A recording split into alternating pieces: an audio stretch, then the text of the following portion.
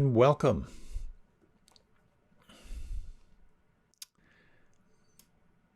A little bit on the negativity bias. A little quick story.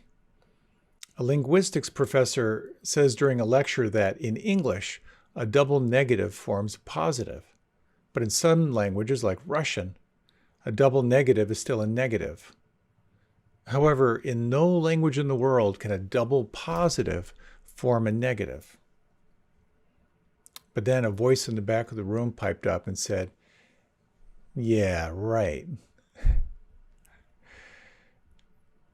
We are biased toward the negativity. This negativity bias is designed to keep you on the planet. It's designed for self-preservation. And so speaking and looking through that lens of the negativity bias kind of makes sense because it's kind of our default mode. This is the second talk in a series of 10 on what are called the 10 perfections, these qualities that you can polish that help to kind of refine your character and, I guess, your destiny. As I always like to point out, it's a bit of a trap, the idea of something being perfect. But at the same time, perfect sets up, well, then not perfect. So these teachings can be a setup for self-rejection, but at the same time, they can be a really interesting way to look at different ways that you behave, different ways you act, the kind of actions that will support you with where you want to go in your life. So when it comes to this talk, which is about virtue and morality, it's a sticky area because thou shalt not is a lot easier to tune into than thou shalt. So this talk is on being virtuous. The first talk was on being generous. And it's a question like, what does it mean to be virtuous? Cultivating virtue and being morally upright can be such a trap. And you may have noticed that there are lots of traditions out there that are very happy to tell you how to think and how to act. But ultimately, in my humble opinion, this is about your path and what it means for you to be in alignment with thought and speech and your actions. Ultimately, it comes down to this, and this is a question for each of us. What are the rules by which you want to live your life? What that means first is, what do you want? And then what are the riverbanks that are going to support you? So what I'd like to talk about with the little bit of time I have here is first, how all traditions have guidelines.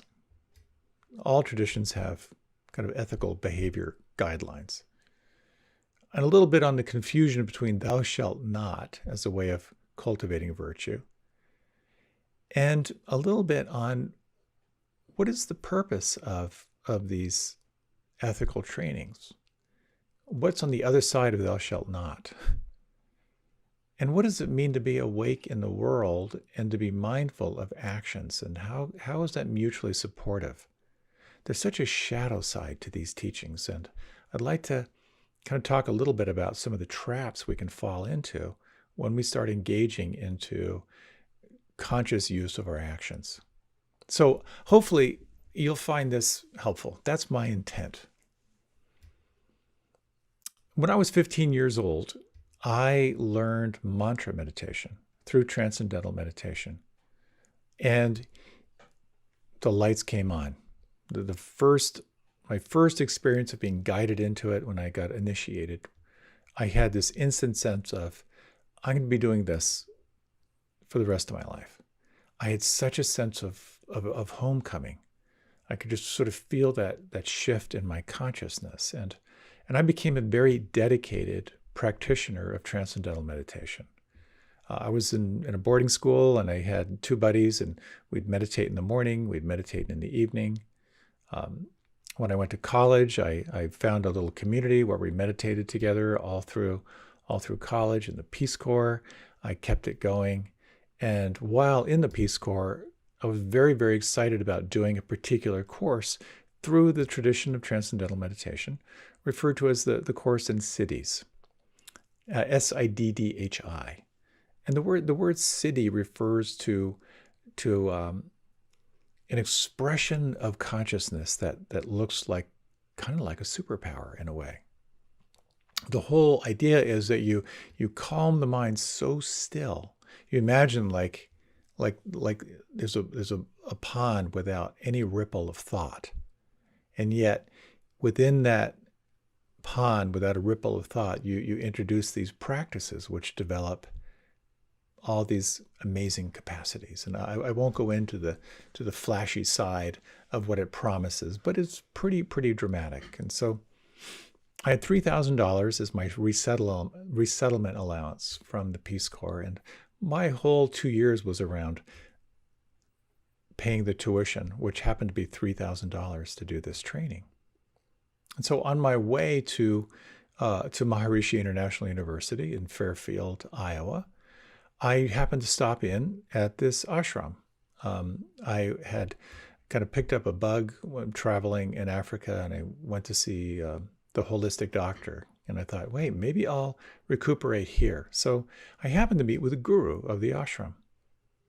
And I told him where I was going and my excitement around learning these practices, which were highly purifying, but also with sort of this flashy promise of what happens when the mind is like fully, or consciousness is fully developed.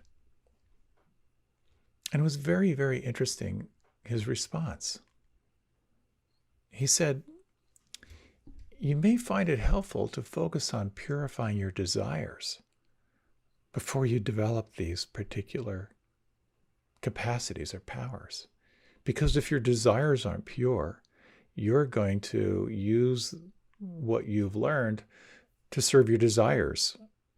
And if your desires aren't pure, that could end up getting you into trouble. And it kind of made sense to me. And he talked about how when you practice kind of organically, there's this natural sort of arising of awareness and consciousness and capacities, and to force it might not be wise. And it's interesting. It was very interesting. It made sense to me, and that I thought, you know what, maybe I'll stay here for a while. That turned out to be 24 years. But I really sense how we all want to develop our consciousness as fully as we can. But it's really helpful to be aware of your motivation for doing it. You know, can we really trust the potency that comes when you have this coalesced kind of power and influence in life? There's this, I've heard of this curse that says, may you be successful in your youth. And the reason why that's a curse is quite often we don't have the wisdom to handle the power that comes with success. And oh my God, it's so many stories of childhood movie stars whose lives were wrecked, and young artists who make a huge amount of money in their youth, or young athletes who make insane amounts of money and end up kind of destroying themselves. So it's really about cultivating three things. And through this lens of Buddhist psychology, it's around cultivating sila, samadhi, and panya. And so what these are, first is sila is virtue, kind of moral rectitude, if you will. Samadhi refers to the development of meditation, of the capacity to pay attention, the different ways you pay attention in life. And panya is the arising of wisdom that comes out of this dance of virtue, of conscious action, and training the mind. So if the powers are not controlled by wisdom and right action, oh my God, the trouble we can get into.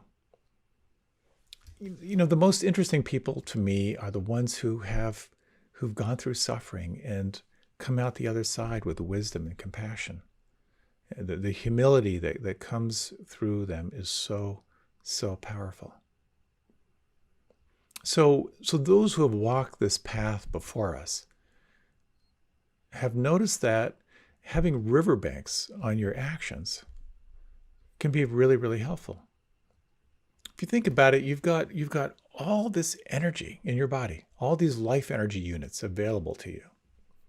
And if they are undirected, they go in all directions. As you know, when you watch the mind untamed is just, as Ramana Maharshi said, a drunken monkey stung by scorpions. Over here, over there. Oh, look at this. Wow, look at that. But energy directed, when you take that energy and you can direct it, like the light of awareness, focus can become a laser. You can develop skill and mastery over how you manage your energy. So when you're just run by impulse, when you have no impulse control, it can be entertaining, but maybe not ultimately satisfying. So these teachings, as far as I can tell, and my perception admittedly may be deeply flawed here, these teachings around ethical, moral behavior show up pretty much in every culture. They tend to get translated as thou shalt not. And then when you take on the thou shalt not, these teachings of liberation get perverted into shaming and into perpetual guilt. That's what I find so interesting around, let's say the 10 Commandments. Thou shalt not. It can sound like they're handed down by a wrathful, angry God who's got a clear line between good and evil and will punish you if you slip over the line. Well, another perspective is that these teachings are they're a description of an awakened person. Someone who is awake doesn't steal. Someone who's awake doesn't want what other people have. Such a different world. So we engage into these vows. We know many of us, we have kind of the imprint in the traditions in which we are raised of what we shall not do. The first time I kind of took the formal vows in the Buddhist tradition was when I went to my first kind of classical retreat, which was with S.N. Goenka. These retreats are very, very intense. They're 10 days, 10 hours a day. Your actions are very, very prescribed and restricted. And it's a very orthodox retreat. So you begin the retreat by taking what are called the precepts. You take these vows, these 5 vows, which are the vows of a monk when they become ordinated. So in a sense, when you're on a retreat, you're taking the vows of a monk. And they go something like this. For the sake of my training, I vow not to kill. For the sake of my training, I vow not to steal. For the sake of my training, I vow to abstain from sexual misconduct. For the sake of my training, I vow to abstain from lying. And for the sake of my training, I vow to abstain from taking intoxicants that can cloud the mind. So when you take these in, and you might even just want to close your eyes just for a moment, for the sake of your training to not kill or harm, to not take that which is not freely given, to abstain from sexual harm,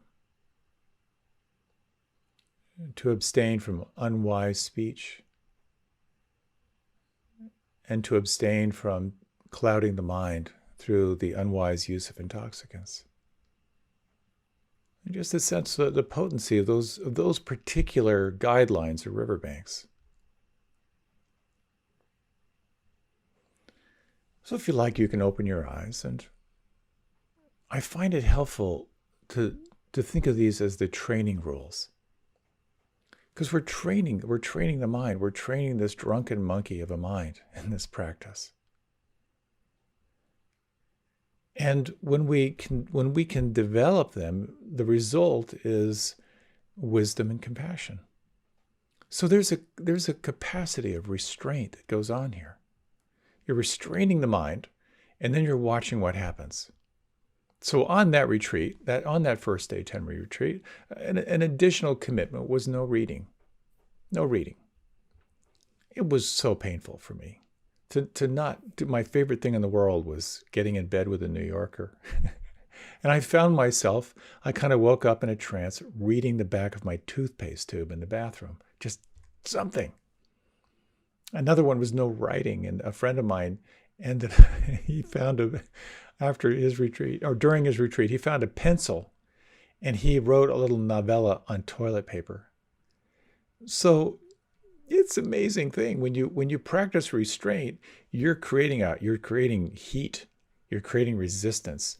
And that becomes a really interesting thing to pay attention to, because you get to watch how your mind wants to escape. Now, this can be helpful. It can also be damaging, but it can be helpful. And I have to say, when you're on a formal meditation retreat, it's a little bit easier to practice these guidelines.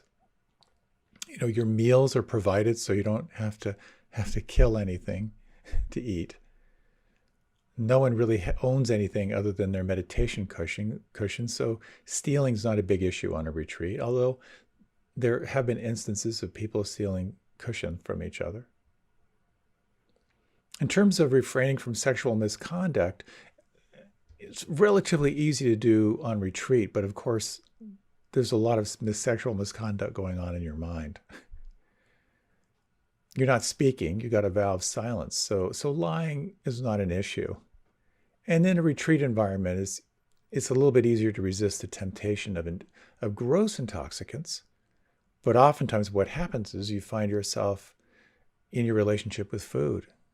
And you can begin to sense like, oh my God, I'm actually using food to kind of numb myself. Or, oh, I'm drinking an extra cup of coffee to kind of brighten the mind. All this becomes a mirror for yourself. And then outside the retreat, that's where it gets interesting and a little more challenging, when you're not surrounded by like-minded company. These training rules mean that you're going to hit resistance and you're going to have like multiple growth opportunities.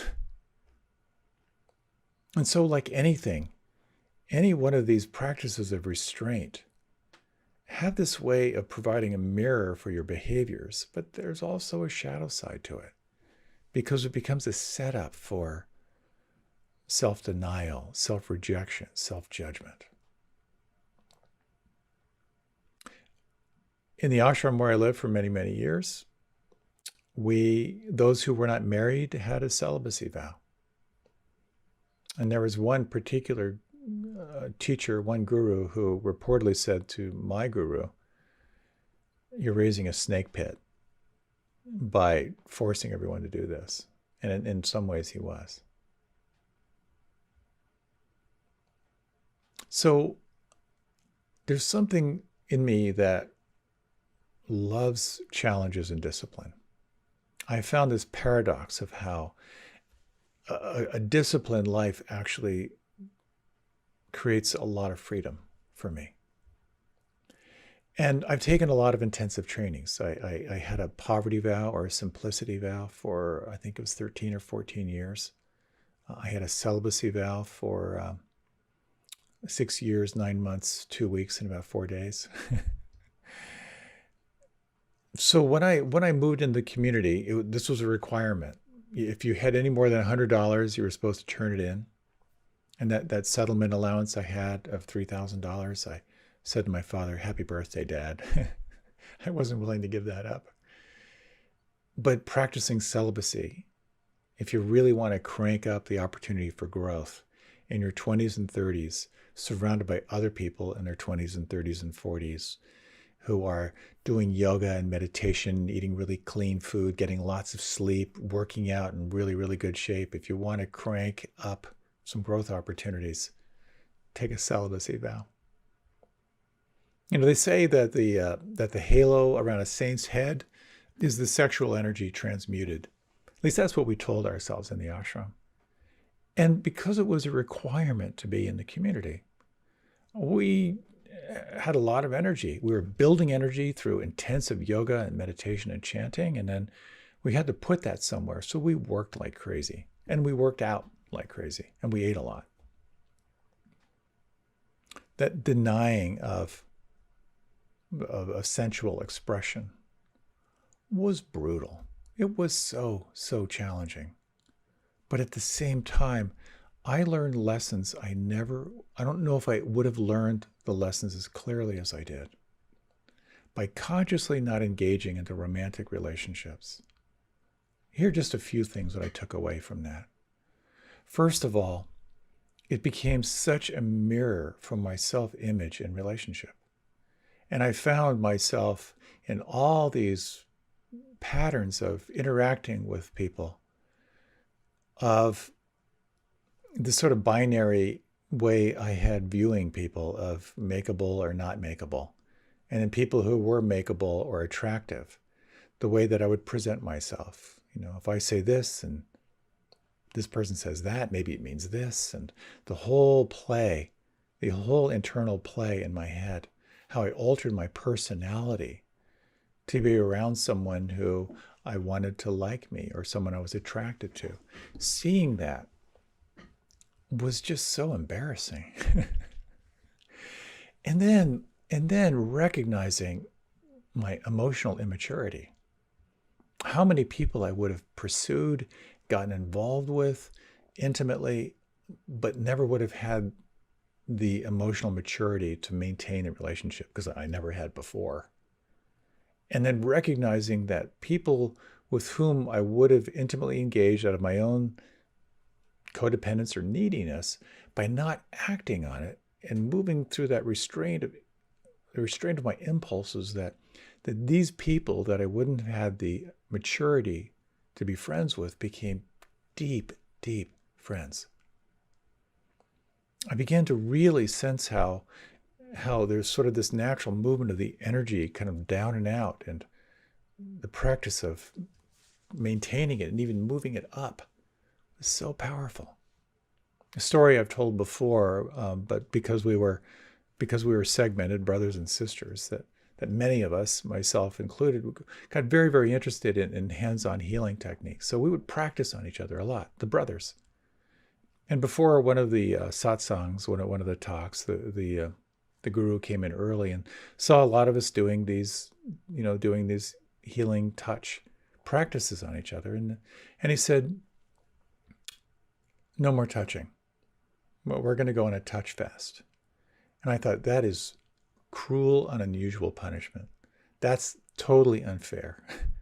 But he said, try this. He said, when you feel attraction or you feel positive energy towards someone, instead of moving into touch, try moving that up into your voice or up into your eyes. As corny as that may sound, it was a profound experience for me to take this natural, habitual expression of attention, affection, or love, and to kind of move it into my eyes, move it into my voice. That practice of restraint, as challenging as it was for those many, many, many years, in many ways transformed me. So you might sense how taking habitual actions and restraining them can be really, really helpful. But there's a real shadow side to this, and it kind of goes back to the negativity bias. Like every tradition, or most traditions, in this desire to create riverbanks for your actions and your beliefs, to move you toward a goal, have a tendency to make the body the enemy, to take the natural forces of aggression and to try to control them through denial.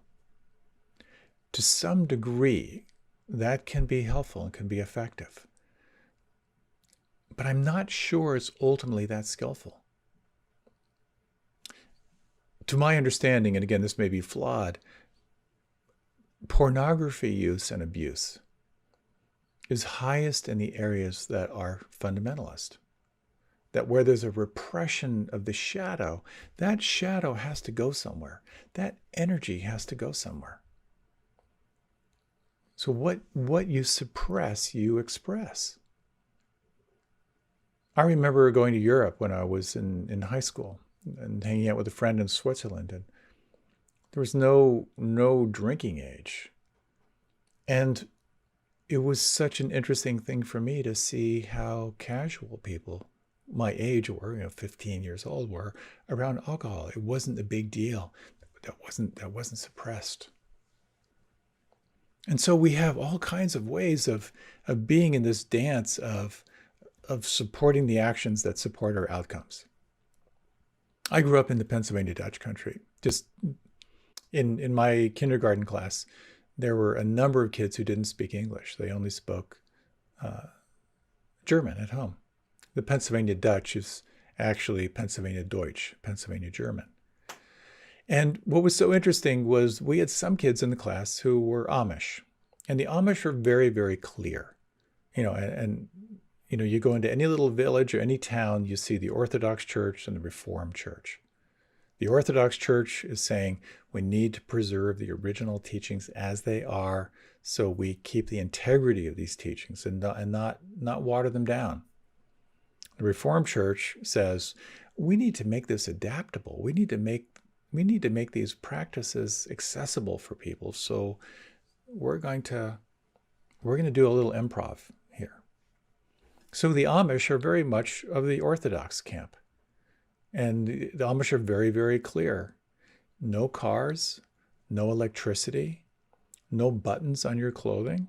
Anything that smacks of, a lot of it is around military, anything having to do with military was very much a rejection of that. So a lot of the withdrawal from technology was really a reactivity toward kind of the militaristic thinking. So when you see an Amish community, it's very, very clear. But you'll also see there's an incredible amount of creativity of how the workarounds, but I can go into that later. But then you have the Mennonites. Now the Mennonites, they're in the same branch, but they're more in the Reformed Church. And here it gets really confusing because you have something called the black bumper Mennonites that say, well, you can have a car, but it's got to be black, including the chrome. So you'll see these trucks or cars where everything is painted kind of a flat black. Or you'll see those, and these are all like the church is going to decide. You can have a tractor, but you can't have rubber tires on your tractor. So there are tractors that have metal tires with cleats. Anna Brubacher, who was in my kindergarten class, her family had electricity, but they only had the electricity on Sunday when they had company. So there's something very confusing around how the Mennonites make their way, but at the same time, it really kind of points toward the main point that I want to make here is this teaching around virtue. It's self-determined. It's your task is to find what does it mean for you to be virtuous. So let me go through these 5 precepts, and I wanted just to talk a little bit about some of the variations that are available when you reflect on what it means for you. So the precept around not killing and non-harming, you can take that out to one extreme, and there's this beautiful example of the Jain monks. The Jains are, the rules they live by they're kind of unreal. If you see a Jain monk, you'll see that they have a cloth covering over their mouth so they don't accidentally inhale and harm a bug. They wear no clothes. And when they walk, they have a feather or something device to kind of sweep in front of them, lest they harm a bug or an animal as they walk. They have a commitment. They only stay in one place for a very short period of time. I think they only have one meal a day. It can't be any more than what they can hold in an open hand. Non-harming is taken to such a point where everything is designed around non-harming and non-killing. And there's a beauty to this that's really quite extraordinary. Now, on the other hand, If we look at the Tibetans, and in the Tibetan culture, living in the mountains, the only thing available is meat and sampa, the barley that's grown. There's just not a lot of fresh vegetables. So kind of the natural way of surviving in the Tibetan mountains was meat. And so there are different rules. First, there are lots of prayers before taking the flesh. There are also a number of rules and different traditions around, well, you can have meat, but you can't kill it yourself. It's interesting just to note how now in the Tibetan tradition, there's a very, very powerful movement of moving from the meat-based culture to a plant-based culture. It's very, very cool. So for others, this whole idea of non-harming is to eat cruelty-free eggs, for example, or to focus on gratitude when you're taking something that is animal-based. So here you can kind of sense there's a range.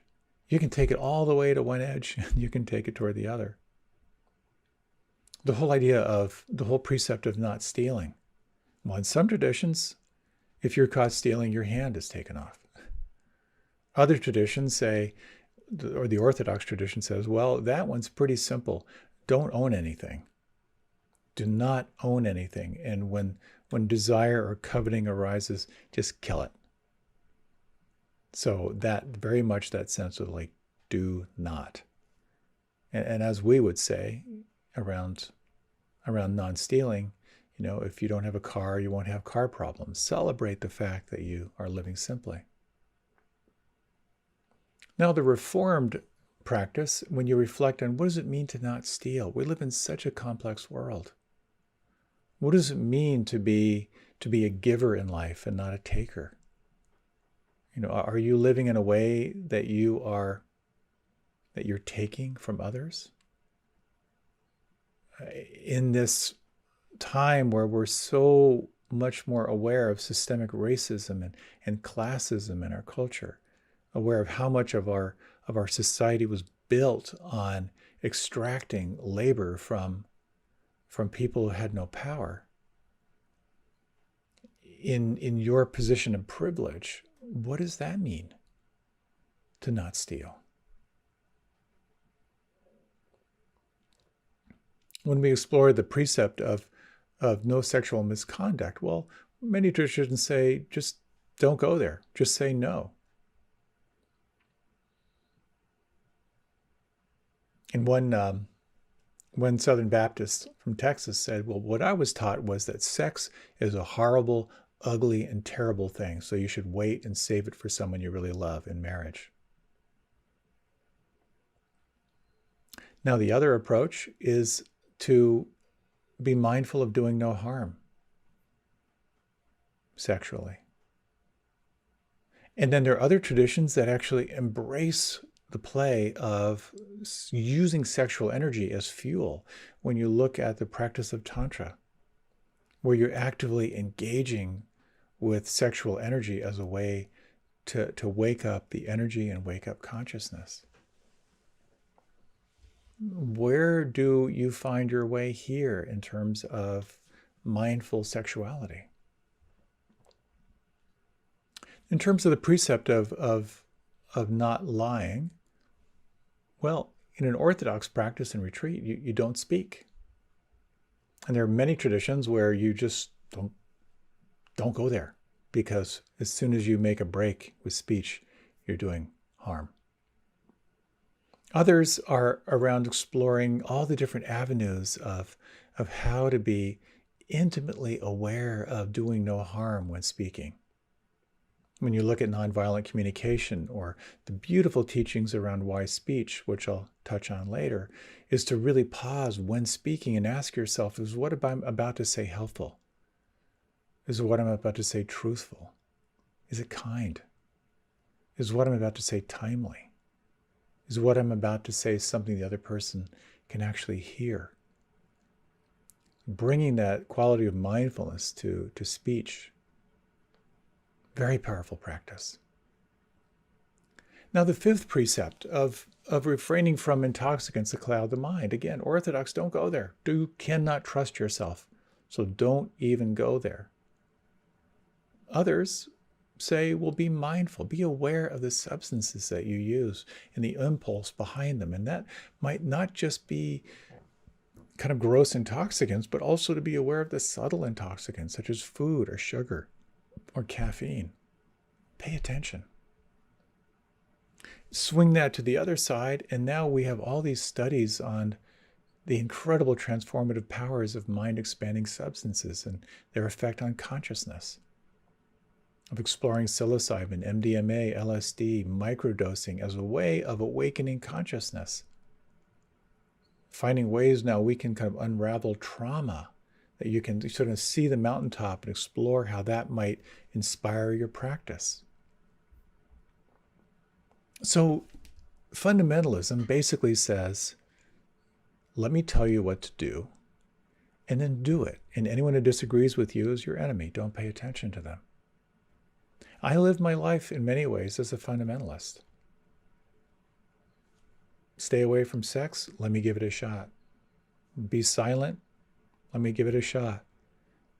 And so for many, many years, I lived a very, very confined life of no reading other than scripture for many, many years. It was very, very powerful to have those riverbanks. And at the same time, when I think back on my celibacy vow, I'm so grateful for those years. And I'm so grateful that those years were long ago, because I've learned a lot since then. So having these tight riverbanks can be really tantalizing and really powerful, but they can also be infantilizing. They can sort of take your power away. And what it comes down to, I think, is finding what resonates for you. We tend to think of these as thou shalt nots. But when I think of one of my most influential teachers, of Swami Kripalu, who practiced 12 years of formal silence and over 19 years speaking only a few times a year, I always thought of the practice of engaging from speech to be kind of a painful practice. But I had this one realization on a retreat when it was time for my interview after 3 days of not speaking, that the idea of coming into speech was almost unbearable. And I realized that perhaps when saints practice spontaneously, the silence is not an effort. It's almost like the breaking of silence is sort of like breaking a connection with presence. So I've really come to see how these practices are incredibly positive. They're beautiful things. And I'm aware of my time, which is running short. What I'd like to offer is maybe we'll close with just a short little reflection on the positive qualities. And these are sort of inspired by Thich Nhat Hanh, who had a beautiful reframe on these practices that look like restraints as being the possibility of opening. So if you like, you can close your eyes, and I'm going to share some of this with you. As you're ready, you can maybe just take 3 deep breaths.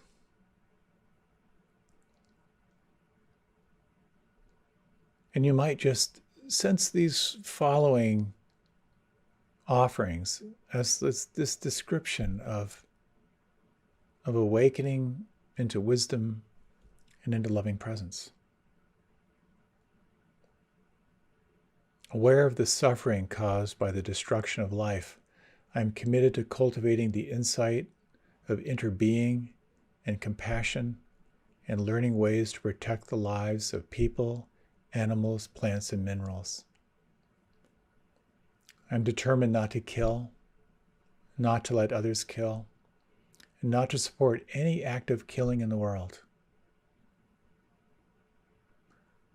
Seeing that harmful actions arise from anger, fear, greed, and intolerance, I will cultivate openness, non-discrimination, and non-attachment to views in order to transform violence in myself and in the world.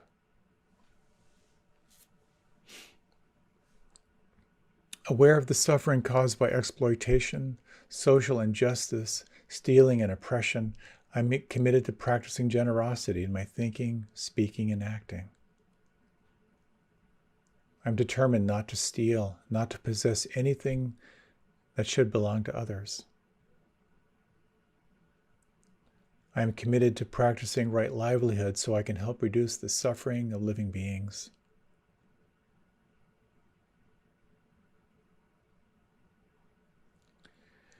Aware of the suffering caused by sexual misconduct, I am committed to cultivating responsibility and learning ways to protect safety and integrity of individuals, couples, families, and society.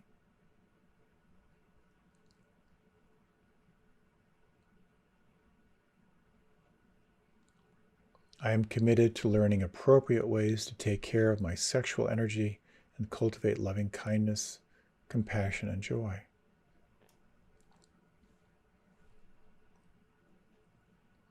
Aware of the suffering caused by unmindful speech and the inability to listen to others, I am committed to cultivating loving speech and compassionate listening in order to relieve suffering and promote peace in myself and among other people.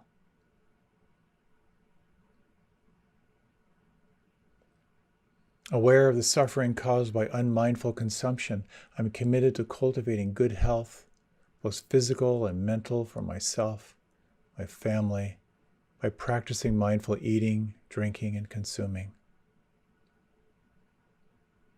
I will consume in a way that preserves peace, joy, and well-being in my body and consciousness.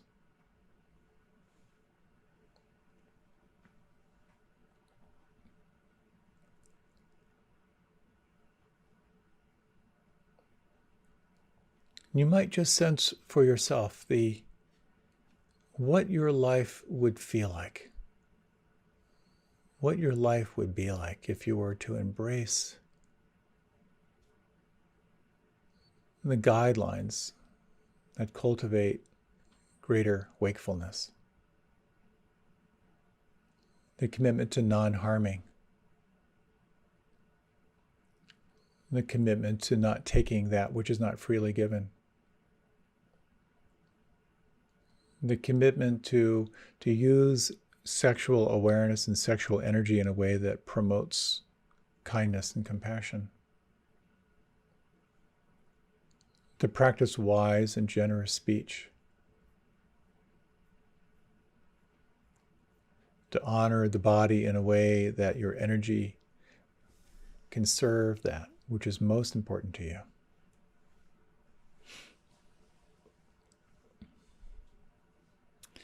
And so if you like, you can deepen your breath. If you like, you can open your eyes. Just a few comments before we close. I think it comes down to this. What do you most want in your life? And what are the rules you want to live by? What is your particular code of honor that is going to move you toward that which is most important? Each one of us has to figure that out. And we do have these teachings that offer these riverbanks for you to consider. And here's the kicker. Here's the punchline. I'm going to read a little bit. This is from the Dhammapada. And this is about the rewards of virtue. So Ananda, who's kind of the assistant, the secretary for the Buddha, says, what is the reward and blessing of wholesome morality? And the Buddha says, freedom from remorse, freedom from regret is how I view that. And what an interesting idea, to live a life of no regret. To live a life of regret, to me, means living a life of doing no harm. To live a life where I was awake to heart and mind possibility, and my actions were aligned with integrity. That, to me, is the possibility and the promise of reflecting on what it means to be virtuous in life. I hope you found this helpful. Many, many blessings in your journey. Thank you so much for your time and attention.